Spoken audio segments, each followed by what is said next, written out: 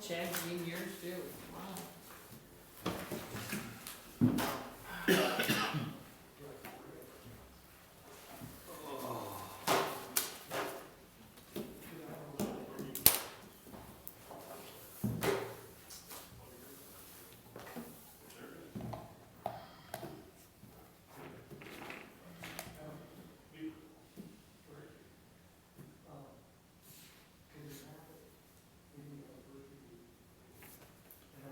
Oh, I hate it when it does this.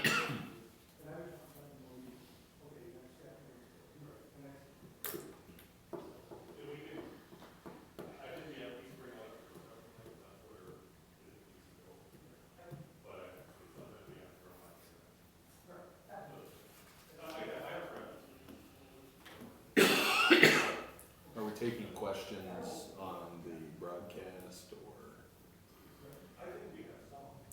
People who you mean text in on it? Do we have something like that set up then? No. Can they call in? It'd be the same as, Like you mean visitors viewer, isn't it? Yeah. Yeah, they could probably call her. I think he said they could send in like an email to be read or Yes. something like that.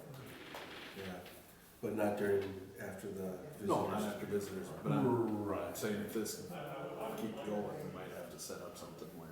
Yeah. And this will keep going. How many registered voters do we have? What's that? 1,800? We have 1,800 registered voters. In Lennox? 1,500. 1,500. I was gonna say that. Well, there were 600 and some in my ward. We got a Hey, how are pretty you? committed ward. Yeah, we got a, you know. It's a little rough, but keep going. Good. What time you got for next? 658. 7 o'clock. I know. Next is 7. Oh, Just changed. I pledge allegiance to the flag of the United States of America and to the republic for which it stands, one nation, under God, indivisible, with liberty and justice for all. All right.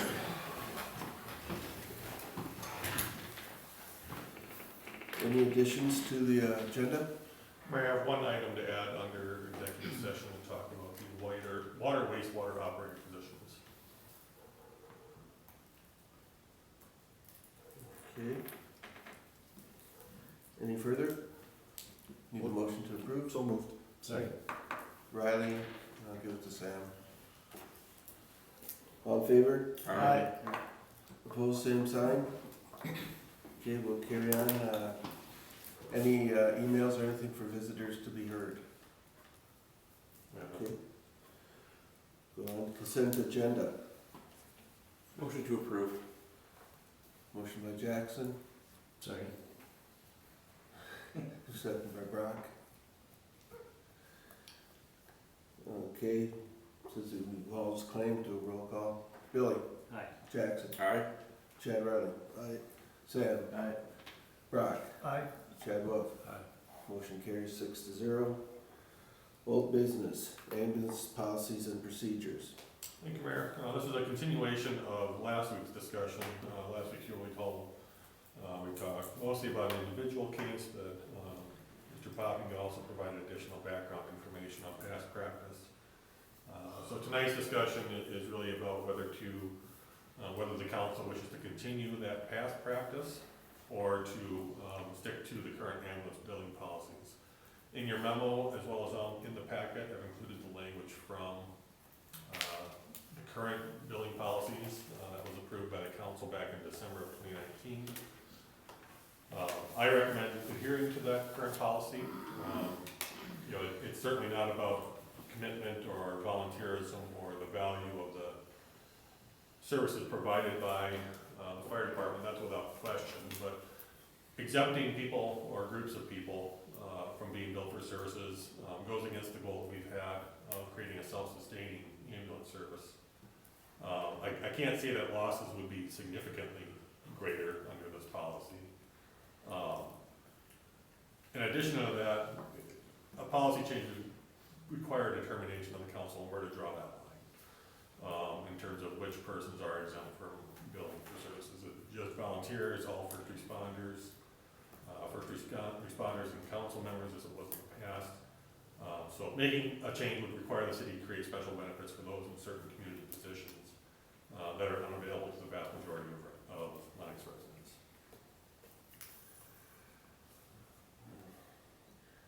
I know in my mind, I was going over first responders and because of their risk. But I had an interesting conversation with somebody that was working in the grocery store, how they are now more exposed and feel like they're on the front line. And because of the Contra 19, and it really got me thinking about, if we start drawing, like, first of all, council members don't belong on it. But if the first responders are, how do we go about that, and how do we lay that out for fairness for the other people? I don't know that I can make that line to be drawn without, I mean, we owe a debt to our first responders, there's no doubt. But that'd be the police, the ambulance, and the firefighters. And how much that would cost us, I don't know, but just in fairness to the other people that are out there too. The policy as it's written seems pretty good. So are you looking for a motion or? The council said they need to decide what policy they wish to go with. If you stick with the current policy, no motion would be necessary since it's already established policy. If there's a wish to change that, then we would need a motion and a second to change that policy. And the policy currently is there's no, looking for the words, No exemptions? no exemptions. The only exemption in there right now, I'll just read what the policy says. In keeping with our policy to maintain public goodwill and refrain from inflicting additional stress on survivors, a bill would not be generated for a patient who meets the death and field protocol unless the advanced life support resuscitative measures are initiated in the absence of a DNR order and the efforts are performed in the matter of providing the patient every chance of survival. So essentially, if it's dead on arrival, essentially, they would receive a bill from the services for the call. Dead on arrival at the hospital or? No, I think it's arrival of the ambulance at the call location. Yeah. So before we changed it late last year, whenever that was, what was the difference in cost in the policy? I mean, did we save a bunch of money, or it wasn't really in the policy to do that anyway? In terms of the change from exempting, when we made that determination, what we had looked at was whether there was a policy to support that practice. Since we don't have anything in our ordinances or in our resolutions that would support a natural policy of exempting anyone from receiving a bill, we can't continue that practice. So we've given the Kathy, our ambulance biller at Anvil Associates, had given her direction to bill anyone who receives the service.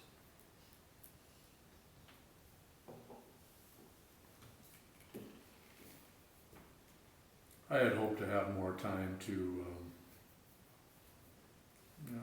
I guess, reach out to people in my ward to get their feedback on what we have in actual policy compared to what we kind of learned last week, and see what,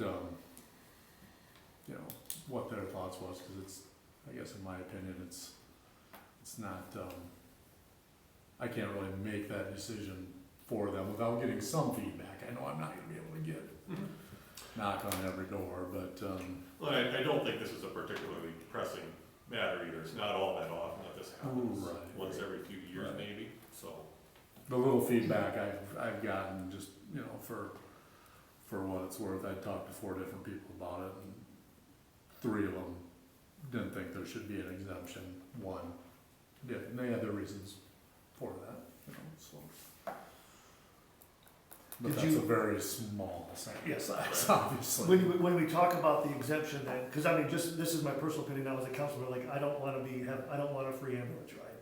I mean, that's just me as a councilor. So when we talk to these folk, you wanna use emergency personnel as a thing? Is it just the firefighters? Does it include police? Does it include others? Or how do you wanna phrase that? Because it's different. I think if you include one, you include them all, but that's just my opinion. In terms of first responders. I mean, maybe part of our research, if we're gonna push this off, is we get to talk to those groups too, and maybe they all say, we don't want Well, her, we So don't. there is, And where do we draw the line on first responders? Cause I know there's some law enforcement that lives in Lennox that are like Lincoln County sheriffs. right. Or a Sioux Falls police officer. Sioux Falls Fire. And there's, if you're going to keep in the spirit with, sticking with just first responders, what I would suggest is anybody who's on our roster for workers' comp, perhaps, for first responders, because we cover fire, ambulance, and police, all, volunteer or employee. So if that's the intent, to stick with just first responders, I would suggest sticking with the ones that are covered under the city's workers' comp policy. Ballpark, how big of a roster is that? 28, 40, I think there's 20 firemen and there's 28 firemen right now, 15 EMT paramedics. give or take. So you're 40 to 45. Yeah, plus your part-time, so you'd probably be looking around 50 people. Well, I'll motion to table this then for another 2 weeks. Second. All in favor? Aye. Opposed, same sign. Tabled for 2 weeks. All right. New business, resolution 2020-3-23-01.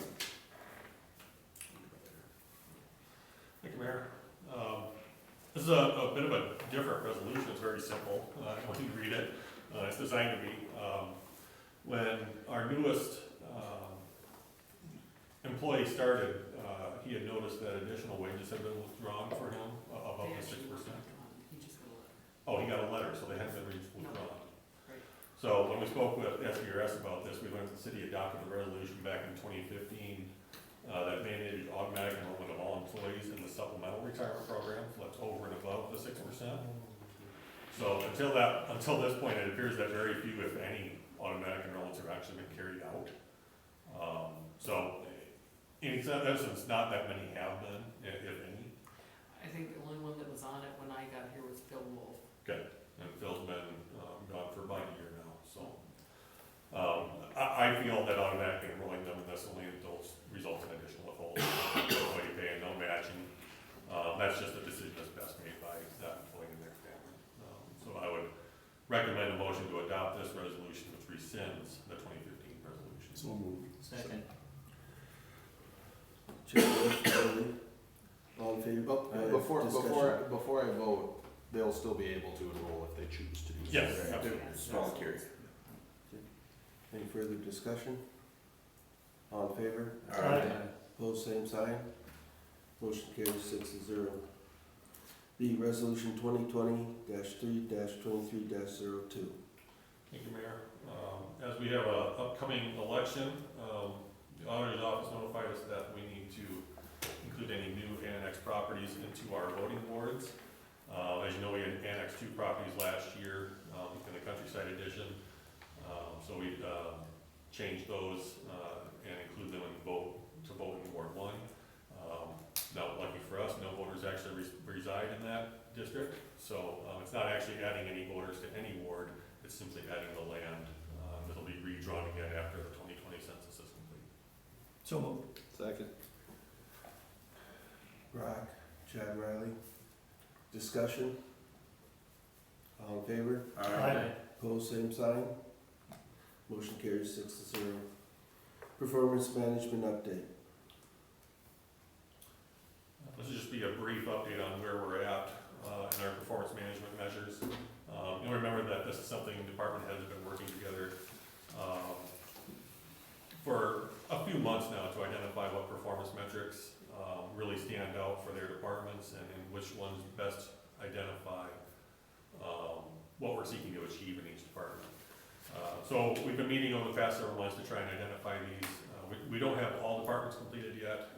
In fact, I think we need to take a really good look at what we're going to do in the police department for this. We started talking about performance metric in law enforcement. There's a few things that come up that are really things you want to avoid. You know, certain number of stops, certain number of tickets. we certainly want to avoid that discussion and that appearance. So we can look at things further on down the road in terms of, average speeds on and stops. We can look at, traffic accidents per thousand residents, those kind of things. So we'll be meeting with the police department and look through some of that in the upcoming weeks and months. We had planned to do that at our training meeting last week, but all real unnecessary meetings are kind of postponed until further notice, so we'll be taking that up at some point later on. It doesn't look like the dashboard got uploaded, so I will get that added here. But if you have any questions, feel free to holler. I would bet that within the next few weeks, we'll be starting to put some of this up on that dashboard and start to talk about how to share it out in the community and make sure folks are aware of what we're tracking and why we're tracking it. If you take a look at Alan's ambulance report, though, you will notice one thing on his February performance matrix. So that's what we'll be tracking in the ambulance department as an example, and where they're at on that right now. Well, I know one of them is response time. I think another one is time on site of the call. And then that depends upon the patient too. Yes, it does. Yep. If they're stable, if they're not stable, if they can be transported, if you're calling a helicopter, there's a lot that impacts that. So, just pulled up monthly average response time, time on scene, and we know taking call schedules are a real big challenge for that department. So, we're hoping that keeping track of that will help spur more activity and on our part-time and volunteer staff.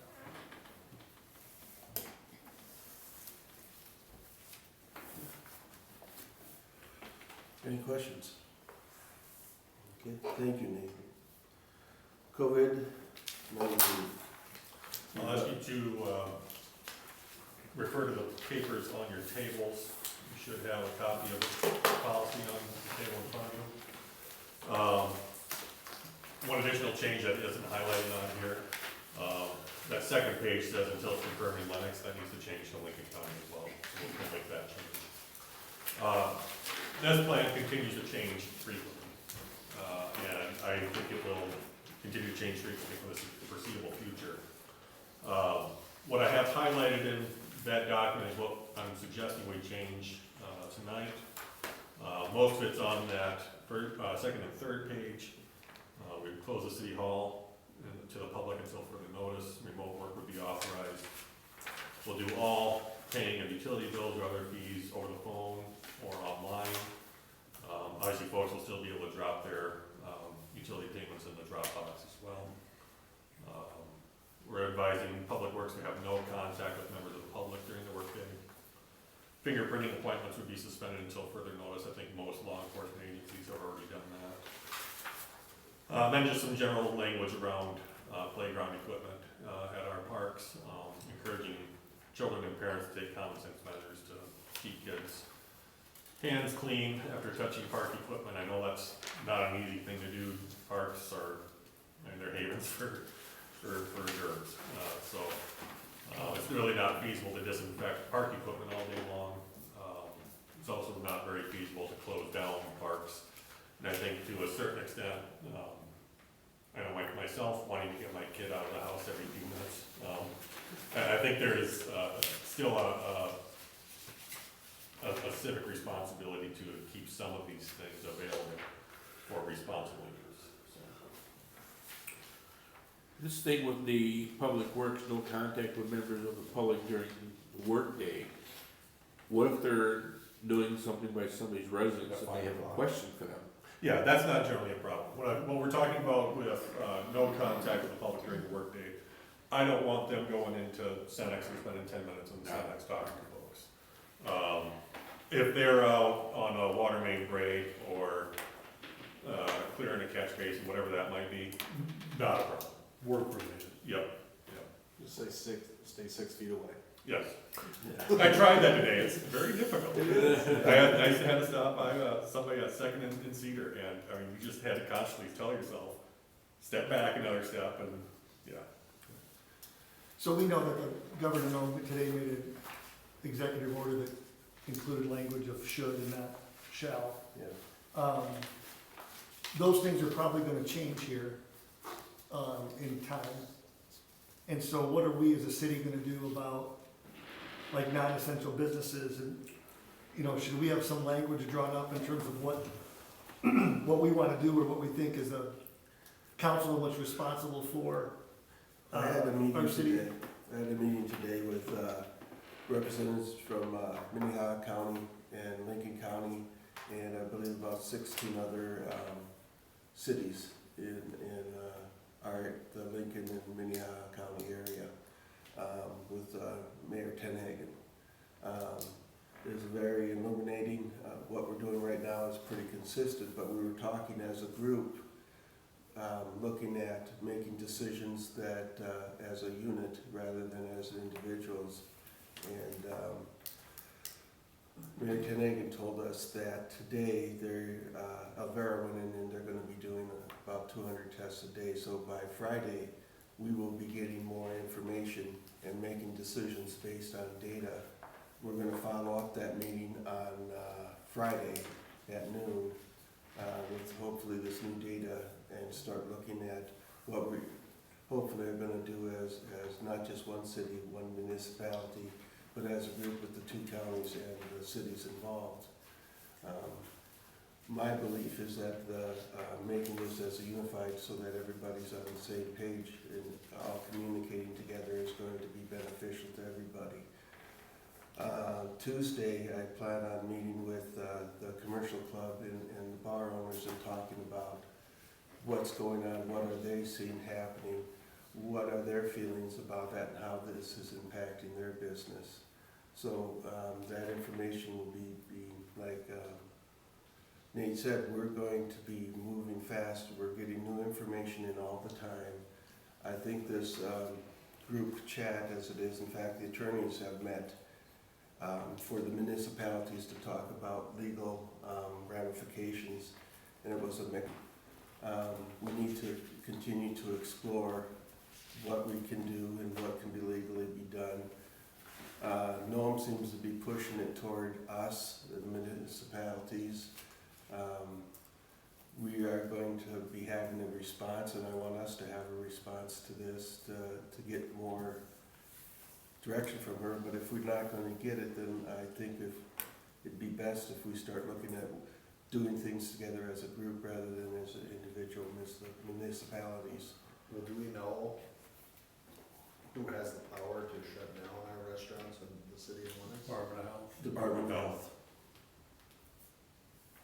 And until they do that, The state Department of Health is the only one that has the authority to shut. That's what we're hearing. Same one. Yep. Yep. You could go and ask them to please abide, you know. Yeah, and that's, I think, when we meet tomorrow with the commercial club and local businesses, first of all, we're going to have a number of resources that are being made available for small businesses right now. But if we were to get all local businesses to voluntarily say, we'll limit ourselves as best we can to 10 patrons at a time, I think that would be wise. Mm-hmm. I don't know, are there certain businesses that you look at, the pharmacy or the grocery store? Well, I think you're tough. Those parking lots are pretty darn full lately. Yeah, Dollar General. but they're even talking grocery and pharmacy being, Essential service. yeah, Yes. essential service. Yeah. At some point, you need to make a determination of, in terms, just like we did with staff, what's essential and what's not essential. So, I mean, when I was looking at Rapid City, they had a first reading this week, and now they've gotta wait 5 days to have a second reading, and they want to enact it right now, and they can't do it. Right. Because that's kinda how it has to be in place, so, and I know I've talked today a little bit already about having language drafted just to have it so we can, now, if it comes down as a quote-unquote edict from our governor, that's a little bit different, but I still think there should be some things in place we're going to do, because, look, there are gonna be approximately, based on data now, in Lennox or the surrounding area, almost 1,500 people that are gonna get this thing. And there's nothing, that's just a fact.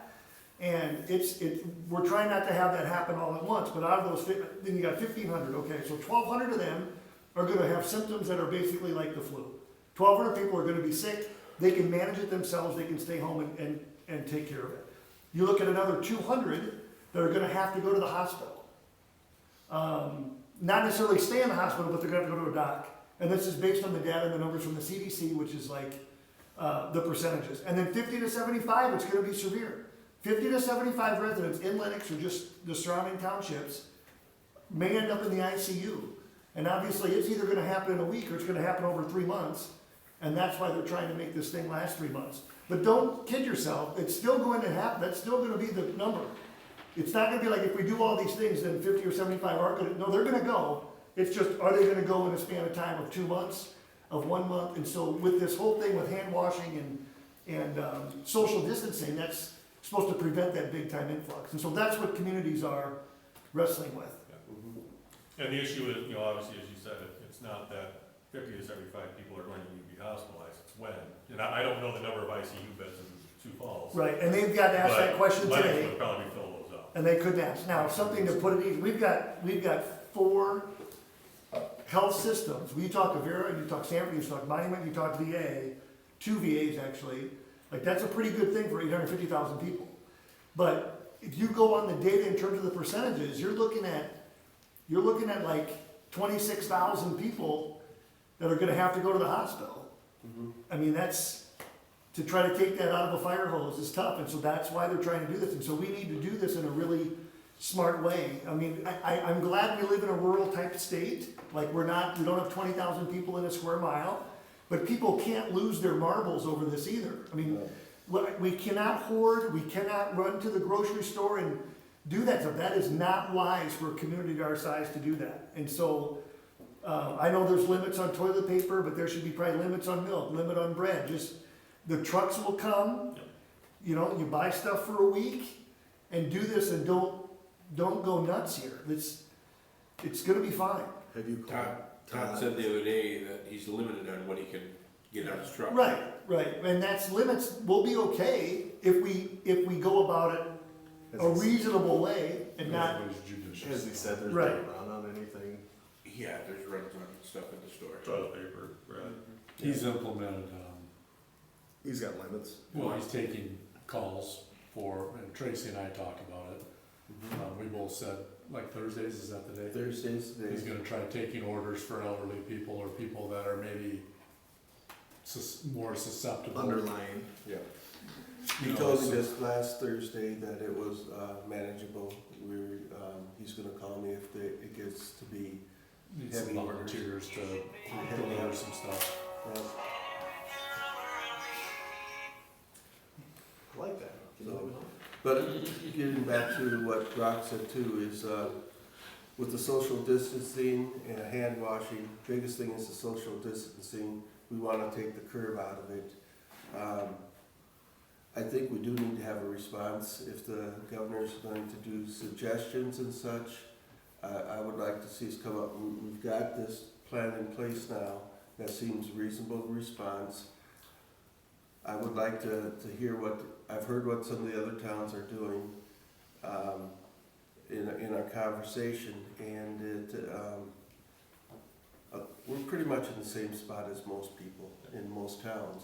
But I think if we can, and I think it has to be rapid, that's why we're having another conference on Friday, is to start looking at how we need to respond. And it's showing that if people voluntarily keep the social distancing, it keeps the curve down.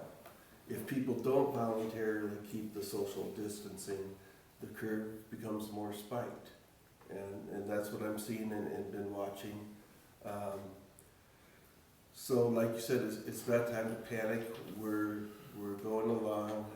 The cases, a little bit bothersome that there's a lot of untested cases are out there, but I'm hearing, whether I've got it or not, that by Friday we should start having a pretty good idea what we've got have going, and we should also have some language that would respond to that appropriately. What I would like to do is, if that language comes back, or if the response requires significant changes from what we've got here, I would call an emergency meeting for you guys to attend, and we will respond rapidly to that. I do not believe in sitting by passively, but I do believe in getting good data to make good decisions. And Brock, you're right. This is a question of, it's gonna happen. We have this, the data shows that this stuff is going to come to us. If by some miracle it doesn't, I don't know, but let's plan on the fact that this is a eventuality, that we're gonna have numbers that go in there and that we're going to respond. We wanna flatten that out. We wanna act quickly now and appropriately.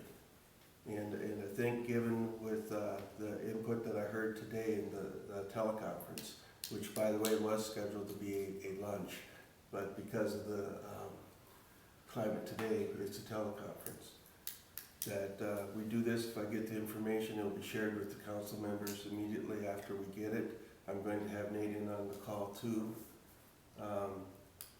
It's at noon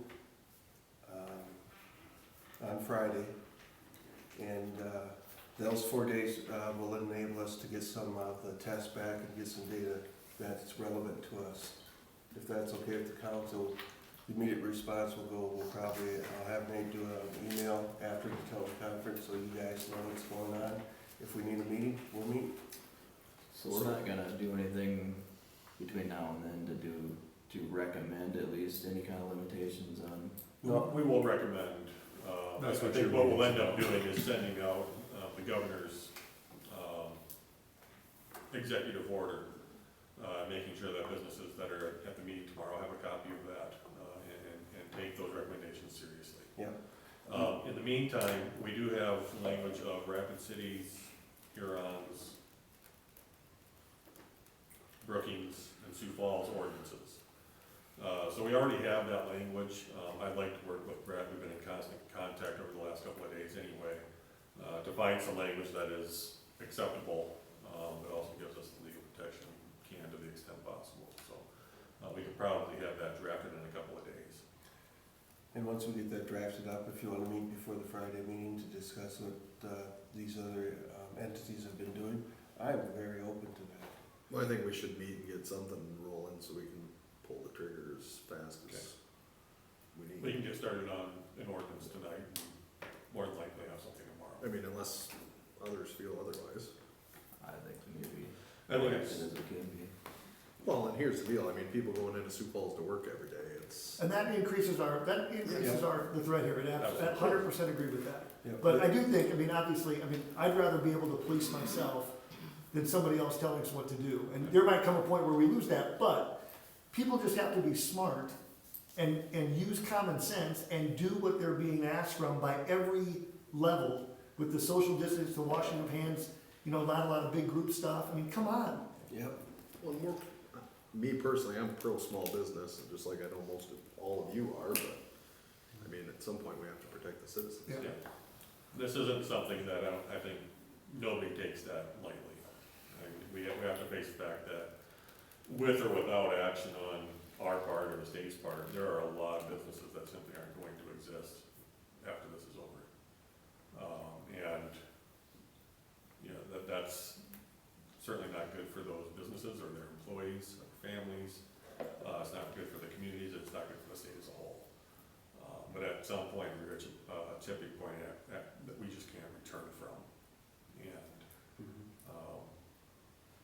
And that's kind of, In the interest of preserving life. and that's kind of gotta be the game that people are trying to play now, right? It's like life versus economic Yeah. ruin.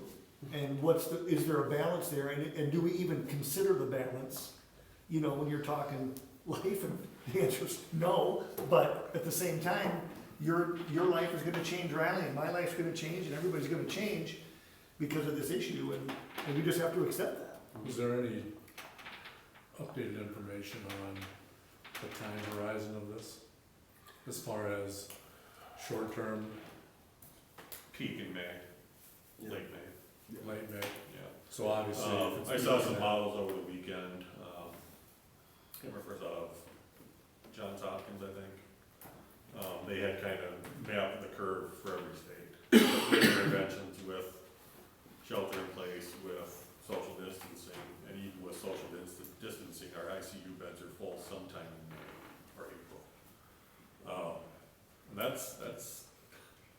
That's just around the corner. So that's going to, you know, obviously if it's peaking in late May, it's transitioning into June and beyond. You know, I had somebody ask me a question, I never even thought about it. You know, our summer rec programs. Oh, that's, What's our plan of action yes. with that? Now, you Well, know, the same thing goes with we're hiring 3 more personnel tonight. Yeah. So Same thing. those things, I mean, people are gonna have to accept and understand the Right. situation we're in, and I mean, it may not make sense to open the swimming pool. right, or have Baseball. softball, baseball, you know. Softball. And we have had those discussions internally. Okay. We're prepared for them. We're gonna continue preparing for the summer as we normally would. Right. But we're also preparing for the possibility that we don't have any I programs. mean, I know we can do refunds and we can do all that, that's not a. I feel terrible for Justin, given that. this is Absolutely. his first year. and- Tough time to walk into that. Exactly, but he's doing well in planning everything. Well, does he have a hard cutoff date when we need to know whether or not we are having summer rec programs? We've been trying to figure out what that date might be. Right now, you know, soccer's the first thing. T has pushed back, Tempo's pushed back, Dakota Lions pushed back. We will probably just follow suit. yeah. Baseball, softball, T-ball, that starts in late May, I think. Middle of May. Middle of May. So we've got some time to make those decisions. But, you know, next few weeks, we need to talk about ordering uniforms and so on and so forth. And we can reuse some of that stuff next year, I'm not terribly worried about that. But if we spend the money to buy all the uniforms that's paid for by the fees that are And then then we refund the refunded, fees, yes, then we are in a negative. yes. No, cash-wise, we can make Yeah, that we'll work. make it work. More shirts and skins. So,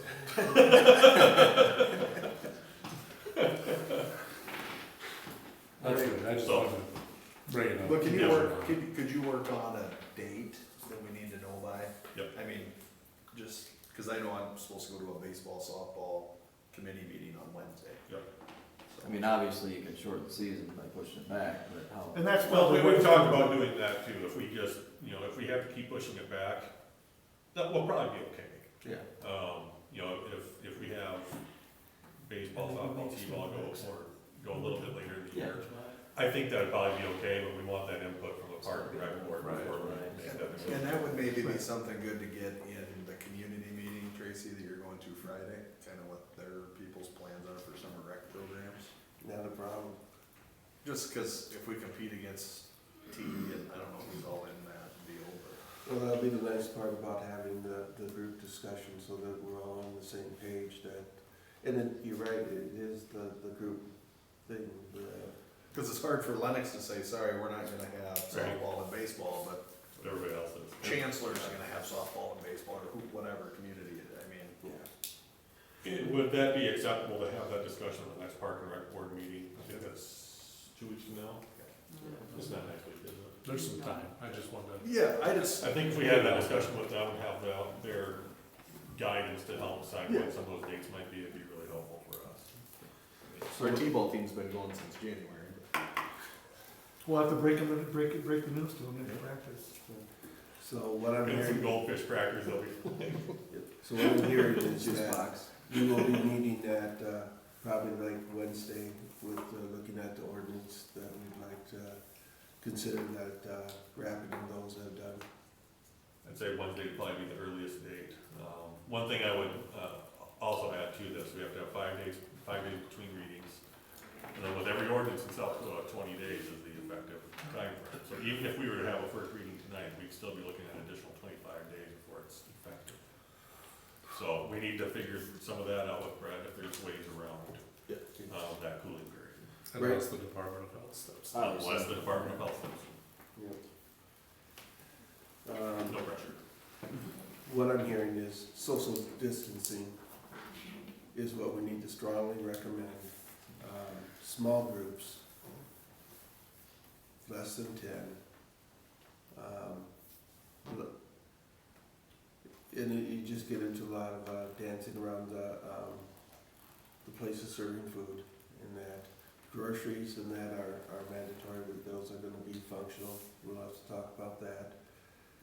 But, yeah, I'd like to get before the council, see what other, places have been doing, like Rapid and that are dealing with this. Well, I think they're just getting prepared to shut people down if they need to, Yeah. which is what I think we need to do too. And then, we'll have that meeting Wednesday, then Friday after meeting, and then a few meetings, but So we're gonna have a special meeting Wednesday, Potential. potentially. see what that says. All right. So pending our attorney's approval. All right, I agree with you. We have to move as fast as we can with this and stay within the common sense boundaries, but also protect our people. Well, I've just been getting updates and it seems like every other hour there's a new update. There is. So the faster we can, There is, and we're gonna get some new updates by Friday. So They'll Sioux have no Falls, updates by the end of the night. they don't have any first readings on any kind of plan yet. Depends on your type of government. Yep. So if you're a home rule government, you have some leeway. If you have your own board of health, you have some leeway. Sioux Falls has its own board of health, So they and can, that's how they're going to make the recommendation. Yeah. And they're gonna be bringing that before their Board of Health this week, and then we'll find out what their Board of Health has to say by Friday. But we can still look at, if approved by the attorney, we can look at our meeting, so. That's, So what I would recommend tonight, from the council is a motion to approve, the amended plan, with direction to draft an ordinance. so moved. Second? Riley Rock. Discussion, any more than what's done? All in favor? Aye. Opposed, same sign. Motion carries 6-0. Personnel seasonal staff. Thank you, Mayor. This is, same, memo essentially as last week's. We have 3 new, lifeguards we recommend for hire. Callie Luke at $12 an hour, Andrew Doherty at $12 an hour, and Ashton Russ at $12 an hour. I think we have, 1 additional interview this week, and I'll bug your last one. Motion to approve. Second. Chad and Billy. All in favor? Aye. Opposed, same sign. Motion carries 6-0. Now we're on to executive session. Motion to enter into executive session. second. All in favor? Aye. Opposed, same sign. We're in exec. Has there been talk with Canton or Lennox about, being for ambulance, being COVID licensed transporters? Have you seen that?